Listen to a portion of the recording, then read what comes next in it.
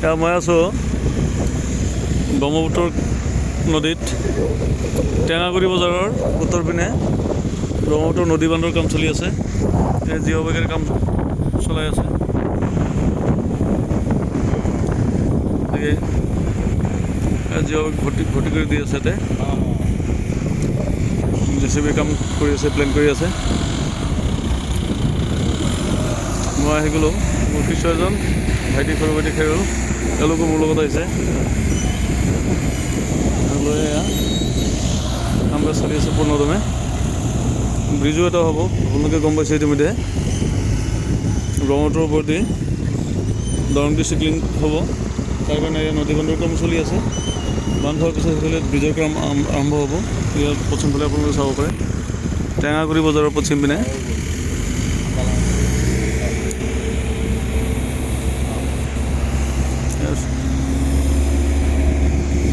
চ'লাৰ light fitting কৰি লৈছে তেওঁলোকে, কাম কাজৰ সুবিধা, ৰাতিও কাম চলে।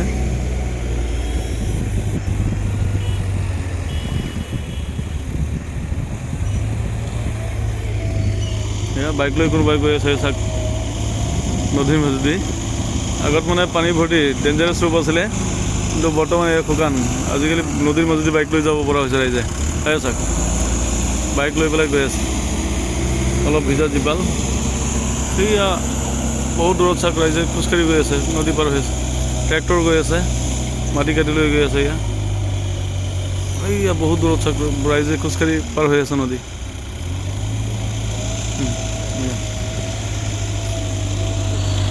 এইপিনে এক দৃশ্য মনোৰম, আপোনাৰ মাকো খেতি, পূৰা গ্ৰীণ পৰিৱেশ, বিৰাট ভাল লাগি গ'ল। আজি স্কুল বন্ধ, পৰীক্ষাৰ ব্যস্ততা আছিলে। হায়াৰ ছেকেণ্ডেৰী ডিউটি নাই মোৰ। ছোৱালীজনীয়ে ডাঙৰ ছোৱালী পাৰিয়াই পৰীক্ষা দিব, মই এদিন ফ্ৰী পালোঁ। এই চেগতে আজি আহি গ'লোঁ ওলাই। এটা ডেঞ্জাৰাছ ৰূপ লয় নদীয়ে, পানী যেতিয়া ফেনে ফুটুকাৰে ভৰ্তি হৈ যায় বাৰিষা কালত। কিন্তু এতিয়া বৰ্তমান চাওক মানুহে আমেজ হৈ লৈছে। সেই ভয়াৱহ ৰূপটো বৰ্তমান দেখা নাপায় আপোনালোকে। এতিয়া আমি চাবহে আহিছোঁ। এই শস্যৰ নদন বদন ধুনীয়া চেহেৰা, পলস পৰি থকা মাটিত চাওক মাকৈ খেতি কিমান ধুনীয়া হৈছে, বহুত ধুনীয়া। এইফালে ঘেঁহু খেতি চাই আহিলোঁ, মাকৈ চেহেৰা বেলেগ ৰকম, কোনো সাৰ নালাগে, বিনা সাৰতে একদম ধুনীয়া হয়। চব বাইক লৈ আহিলোঁ আমি, 4 চকালৈ আহিব পাৰিলোঁ হয়। মই ভাবিছোঁ যে পাৰে ঘূৰি থাকিম। সেই এনেকৈ ধৰক মই নদীৰ মাজেদি পাৰ হৈ যাব পৰা যায়, বাইক লৈ আজিকালি যাব পৰা যায়। গতিকে আমিও যাম। এয়া মোৰ বাইকখন আছে ইয়াতে, FZ খাইৰুলৈ লৈ আহিলে। আমি বাইকত ধৰোঁ, ৰাইজেও আহিছে। চবেই মানে এদিন ফ্ৰী পালে ভাল লাগে ওলাই আহি। এনেকৈ দোকানো আছে, অস্থায়ী দোকান আছে ইয়াত, চাহ তাহ খাব পাৰে, আমি খাম। এয়া টমটমো আছে এইফালে, ৰাইজ আহিছে। মেইন নদী নায়েই চাওক, চব শুকান। অলপ পূৰ্বত পানী আছে, মাছ মৰাৰ সুবিধা আছে। আজি খুৰাহঁতো ওলাই গৈছে মাছ মাৰিবৰ কাৰণে নাও লৈ পেলাই। মই মিছ কৰিলোঁ, খুৰাই গম নাপা যে তুমি আকৌ ফাৰ্মেচি আছে, তুমি আগতটো হ'লে তোমাক লৈ আহিলে হ'ল। আকৌ সেয়া লঞ্চ আছে, সেয়া তাতে ঘাট আছে এটা। মেইন খুঁটিটো সি দূৰত আছে, মই জুম কৰি দেখুৱাইছোঁ। একেবাৰে খাৰুপটীয়াত গৈ পাবগৈ, দৰং ডিষ্ট্ৰিক্ট পাবগৈ। সেয়া লঞ্চ, ফেৰী নাও, মটৰ বোট। টমটমটো মানুহ আহিছে, 1টামান বজাত যাব নেকি, 1টামান বজাত এৰিব লঞ্চ। আপুনি ইয়াৰ পৰা একদম খাৰুপটীয়া যাব পাৰে। আৰু সেইটো কাৰণে ব্ৰিজটো গভৰ্ণমেণ্টে চিন্তা কৰিছে। আমি চৰকাৰক ধন্যবাদ জনাম যে এয়া বহুদিনৰ যোনটো অভাৱ, এটা ভয়াৱহ পৰিস্থিতিৰ মাজে মানুহে এই নদী ভৰ্তি যেতিয়া থাকে, একটা ডেঞ্জাৰাছ যাত্ৰা হয়। সেইটোৰ পৰা আমি হাত সাৰিব পাৰিম। দৰং ডিষ্ট্ৰিক্ট লিংক যেতিয়া হৈ যাব, ব্ৰিজটো হোৱাৰ লগে লগে আমি সেই মানে ভয়াৱহ পৰিস্থিতিৰ মাজৰ পৰা হাতৰ পৰা আমি ৰক্ষা পাম। এই এনেকৈ নাও দি বিপদসংকুল যাত্ৰা হয় ৰাইজৰ, বিপদসংকুল যাত্ৰা হয়।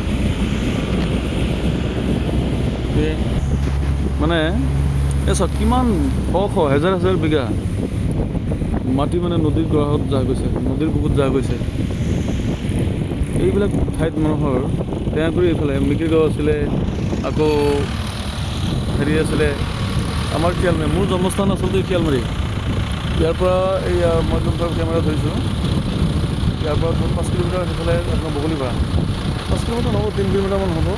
বগলীবাৰীৰ চিধা ওলাই গ'লে আপুনি গৈ পেলাই শিয়ালমাৰী পায়। শিয়ালমাৰী তাৰপিছত টুকুলুমবাৰী, ঘুমকুৰা, তাৰ পূবফালে ঘুমকুৰা বজাৰ, আকৌ আছিলে এইফালে জটিয়াবাৰী, তাৰপিছত ভেকেৰাবাৰী, চিতলমাৰী, এইবিলাক নাপাবলৈ হৈছে চাপৰি বৰ্তমান।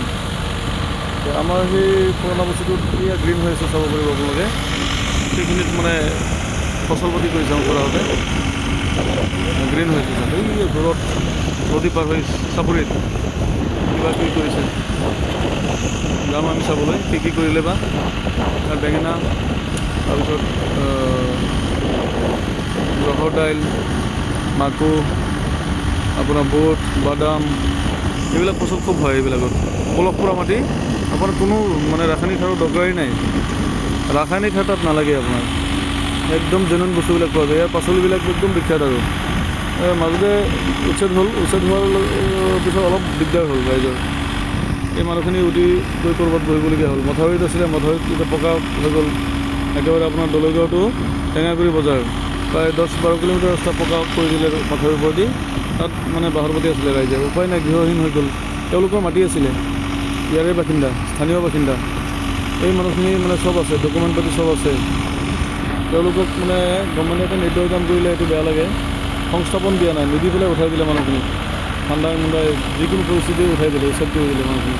বেছিভাগ মানে মাইনৰিটি মুছলিম মানুহ। এই মানুহখিনিৰ অৱস্থা অলপ বেয়া লাগে। এইখিনিতে আহিলে এফালে আমি মানে চাব আহিছোঁ, মানে কি খুব ফূৰ্তি লৈ অহা নাই। এফালে ফূৰ্তি যে আমাৰ নদী বন্ধৰ কাম হৈছে। আমি য'ত আছোঁ বৰ্তমান লাহৰীঘাট, বৰবৰী। এতিয়া আমি ভাবুকিৰ সন্মুখীন হৈ আছিলোঁ। এইখিনি খোৱাৰ লগে লগে আমাৰ এটা আশাৰ সঞ্চাৰ হৈছে, আমি থাকিব পাৰিম। বেছিভাগ মানুহে আপোনাৰ লাহৰীঘাট, টেঙাগুৰি, বুঢ়াগাঁও, সেই ওচৰে পাঁজৰে যিখিনি গাঁও আছে, তেওঁলোকে টাউনত, চহৰৰ ফালে মাটি 1 কঠা 2 কঠা যোনে যিমান পাৰে দামো বেছি লৈ পেলাই থৈ দিছে। কোন সময়ত জেগাত কোনে কৰিছে, যিবিলাক চাকৰিজীৱী মানুহ আছিলে, বিজনেছ আছে, পইচা আছে, তেওঁলোকেহে লৈছে। বাকী মানুহখিনি ক'ত আছে। চাপৰিত এতিয়া উচ্ছেদ কৰাৰ পিছতো উপায় নাই, মানুহখিনি ক'ত থাকিব। অস্থায়ীভাৱে মানে থাকি পেলাই কৃষি বাতি কৰি আছে। এইয়া ঘৰ চাকৰি বহুত দূৰত, এই আপোনালোকে চাব পাৰিব। এইয়া ঘৰ দেখা যায়, সৰু সৰু চাওক, এইয়া ঘৰকে দেখা গৈছে। এনেকৈ মানুহখিনিৰ অৱস্থা খুব বেয়া। গতিকে যিয়ে নহওক বাৰু, ব্ৰিজটো হৈ গ'লে আমাৰ বহুতখিনি সমস্যাৰ সমাধান হ'ব। এনেকৈ বিপদসংকুল যাত্ৰাৰ পৰা আমি ৰক্ষা পাম। কেতিয়াবা লঞ্চবিলাক ডুবি যায়, মানুহ মৰে, মাছ নদীত গৈ পেলাই ডুবি যায়, কি অৱস্থা হ'ব চিন্তা কৰক। গতিকে সেইখিনিৰ পৰা আমি অন্ততঃ পৰিত্ৰাণ পাম। আৰু এইখিনি মানুহৰ কথা গভৰ্ণমেণ্টে চিন্তা কৰিব লাগে। এইটো এটা আপিল জনালোঁ গভৰ্ণমেণ্টক। আজিলৈ এৰিছোঁ, আৰু ভিডিঅ' দিম। সেইফালে যাম, চাপৰিলৈ যেতিয়া যাম, তাত গৈ ভিডিঅ' বনাই আপোনালোকক চাব দিম, নিশ্চয় ভাল পাব। এটা অনুমান হৈছে চাওক, জিঅ' বেগ মাটি ভৰাই আছে, পেলাই আছে। এইবিলাক নদীৰ সোঁতে উটুৱাই নিব নোৱাৰে। এই বেগবিলাক মানে চাইণ্টিফিক পদ্ধতিত বনোৱা, বৈজ্ঞানিকভাৱে বনাইছে। এইবিলাক মানে মাটি ভৰোৱাৰ লগে লগে জেগাত থাকি যাব। সুধিছিলোঁ তেওঁলোকক, ইঞ্জিনিয়াৰ আছে, কণ্ট্ৰেক্টাৰসকল আছে। এই চাওক, শ্ৰমিকে মাটি ভৰাই আছে, হাজিৰা হিচাপত কৰি আছে, কোনোবাই কণ্টেক্ট লৈছে। খুব ধুনীয়া, হ'ব, ঠিক আছে। এইয়া গাড়ীখিনি গৈ আছে, লাঞ্চৰ সময় হৈছে, তেওঁলোকে গৈ খাব। বজাৰৰ ফালে গৈ আছে, গাড়ীখিনি কাম বন্ধ কৰি গৈ আছে। এটা গাড়ী ইয়াত এতিয়া কাম কৰি আছে, JCB-য়ে মাটি চাইজ বনাই আছে, প্লেন কৰি আছে। চব প্লেন বনাই গৈ আছে, আৰু তেওঁলোকে পিছৰ বস্তা পাৰি আহি আছে। জিঅ' বেগ ডাঙৰ বস্তা, এই সৰু সৰু দেখা গৈছে, কিন্তু ওচৰত গ'লে বহুত ডাঙৰ, বহুত মস্ত চাইজৰ বস্তা। এইবিলাক বালি ভৰাই আছে, আৰু লগে লগে পেলাই আছে নি পেলাই। এয়া কামবিলাক চলি আছে চাওক। নদীৰ পাৰত আমি ওপৰত আছোঁ, ইয়াত তলত কাম চলি আছে। এয়া চলি আছে। খেৰল কেনেকুৱা লাগিল কোৱাচোন? ভাল লাগে, অলপ বেয়াও লাগে। এতিয়া ইয়াত আহিলে বেয়া লাগে, আমি চাই পেলাই ভাল লাগে, কিন্তু এই কথাবিলাক চিন্তা কৰিলে কিন্তু বেয়া লাগে, হয়নে? ৰাফিউল দলেগৰ পৰা আহিছে, ফোন কৰিলোঁ, মোৰ ছাত্ৰ, ক্লাছ 9ত পঢ়ি আছে, নহয় জানো? আমাৰ স্কাউট এইবাৰ ডিষ্ট্ৰিক্টত কিন্তু ৰেংক কৰি আহিছে, ফাৰ্ষ্ট হৈ আছে লাহৰীঘাট সম ডিষ্ট্ৰিক্টত। ৰাফিউল মুফাছেল আজি অহা নাই, বড়ো খেতিত ব্যস্ত, বাপেকক হেল্প কৰি আছে, সেইটো কাৰণে মাতা নাই মই। দুইজনে ভাল হেল্প কৰে মোক, যিকোনো কামতে মাতিলে পোৱা যায়, হয়নে ৰাফিউল? ভাল লাগে না এনেকৈ ওলাই আহিবা। এই মানুহৰ গৰাখীৰ এই মানুহখিনিৰ অৱস্থা চালে অলপ বেয়া লাগে, হয়নে? এইটো উপায় নাই আৰু কি কৰা যাব এতিয়া, এইটো জীৱন, হয়নে? সংগ্ৰামী জীৱন। Where there is life, there is struggle.